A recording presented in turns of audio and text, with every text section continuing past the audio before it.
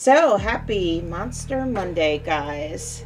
This is your Celestial Viper, Danielle, and I just wanted to share with you just how much fun I had this weekend. Sneaking up on people this weekend and scaring them was so much fun. But I didn't just scare them, I was quite silly too. I was trying to be entertaining. They had a long wait. It was quite busy Saturday. Friday, not so much. So, you know, I dance and sometimes twerk. Oh, yes, I did say twerk, whether it looked good or not. I am 47 years old. But I did have people say to me when I snuck up on them how good I was at sneaking up. And it reminded me of when I was a teenager, about 16, 17 years old. And we used to go to the Pine Barrens, me and my guy friends. I have mostly guy friends. I was a tomboy back then. Well, I would say once a tomboy, always a tomboy. So I guess I still am. But we used to go to the Pine Barrens, New Jersey, dressed all in black, and act like ninjas. That's how I looked at it. And sneak up on campers to scare them. And my one friend had this, he called it like Jersey Devil scream or screech. Whatever he called it, it was spine tingling. So with the combination of that and seeing dark shadows in the woods, it would make a camper pee themselves. It was such good times. But anyway, I was reminded this weekend that I'm not that 16 or 17-year-old kid. So climbing up on picnic tables, dancing, twerking, all that stuff, I'm recuperating from this weekend. I have to remember, this girl does have fibromyalgia, but I will not let this sucker beat me. I will continue to have fun. Today, we're going to be talking about what I feel is a very interesting topic, so stay tuned.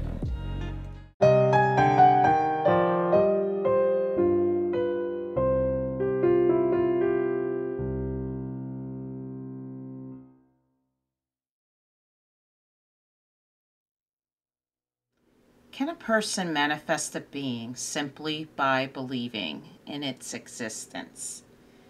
Well, according to paranormal legend, it can.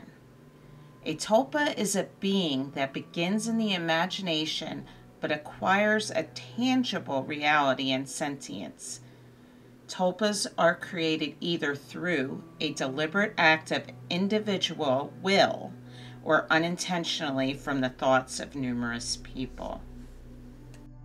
In Season 1, Episode 17 of Supernatural, which was called Hell House, Sam and Dean find themselves dealing with what they thought was their average vengeance ghost, that they could fight with rock salt, maybe even iron.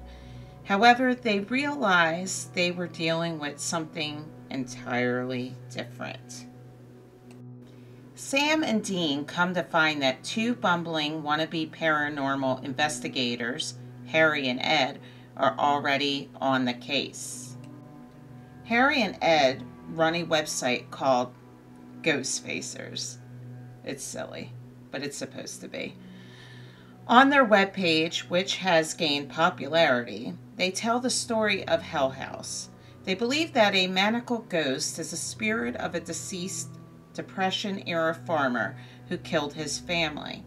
After further investigation, Sam and Dean find out it was all a story that was made up by someone who thought it would be a funny joke. So basically, they set this all up. They told a few people, then a few people told another few people, and so forth until it spread like an urban legend. And what made it worse, as far as really spreading out to the public, was Ghost Facers telling the story.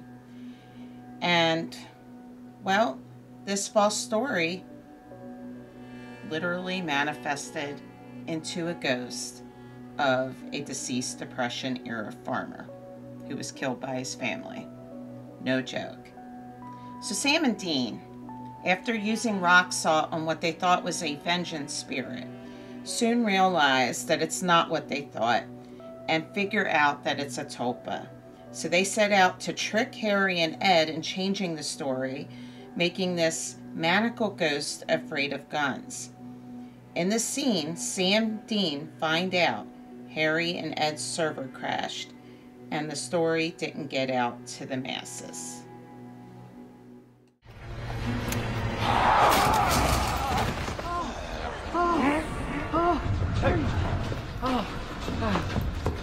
Didn't you guys post that BS story we gave you? Of course we did. Yeah, but then our server crashed. Yeah. So it didn't take? So these guns don't work? Yeah. Great. So now what do? The server crashed, so their fake story didn't get out there for people to believe and manifest that guns would work on this created being. The power of Christ compels you. The power of Christ compels you! Hey! Come get it, you other son of a bitch. The history of the Tulpa can be traced back to Tibetan Buddhism. The word Tulpa, which is actually a verb, is a practice through which monks would primarily create tulpas to overcome attachments, such as phobias and desires. The monks would create entities possibly formless or animal form, which would express something from the monk's mind. For example, if the monk was afraid of spiders, the tulpa created might have approached a spider fearlessly, showing there is nothing to fear, or otherwise demonstrated how pointless such fear was. The monks would meditate on the experience, and the tulpas would disappear once the purpose was served. But in the case of Sam and Dean, it didn't work out the same. So we can't kill him? We improvise.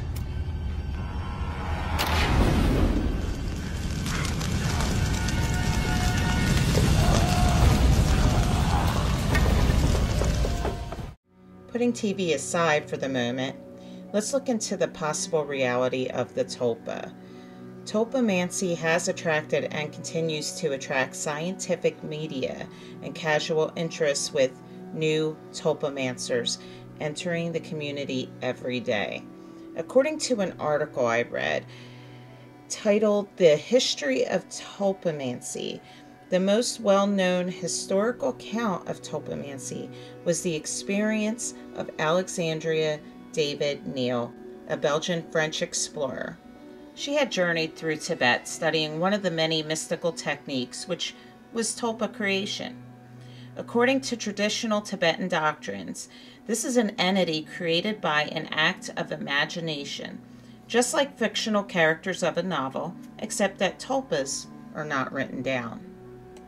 Alexandra became so interested in the concept that she decided to try to create one.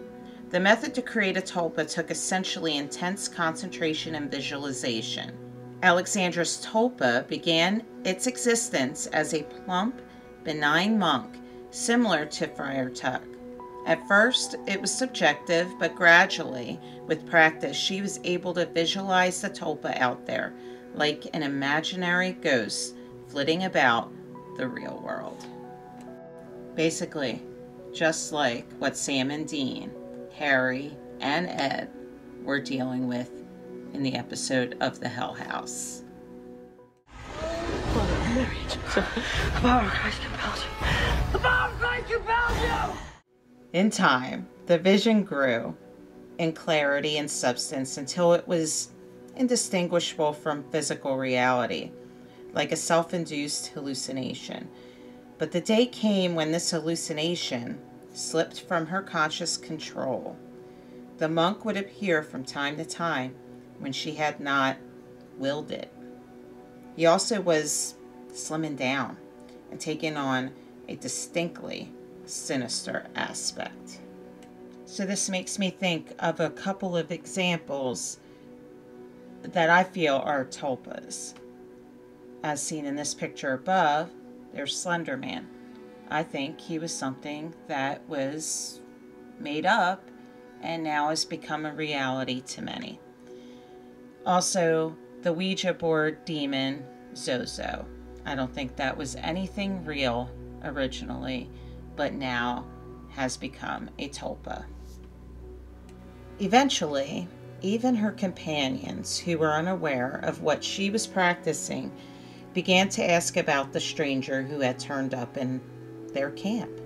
A clear indication that a creature nothing more than a solidified imagination had become a reality. Alexandra, at this point, decided the thing had gone too far and applied different techniques to reabsorb the creature into her own mind. The tulpa proved very unwillingly to face destruction in this way, so that the process took several weeks and left its creator exhausted. This makes me wonder, how many haunted homes could be haunted by a tulpa and not a spirit? Maybe some demons are manifested by believing in it. The mind is powerful. This very well could be true. So be careful of what you put your energy into. You never know. You may create yourself an imaginary friend, or what they call a tulpa. We kicked. It's not a tulpa. Just a little stupid humor for you for the end of the video. So I hope you guys enjoyed it. And please let me know what you think by commenting down below. Also, don't forget to like, share, subscribe, and hit that notification bell so that way you are informed of new videos. Plus, again, it helps the algorithm to help my channel. So I appreciate you guys. Keep shining your light. Love you all. Peace out.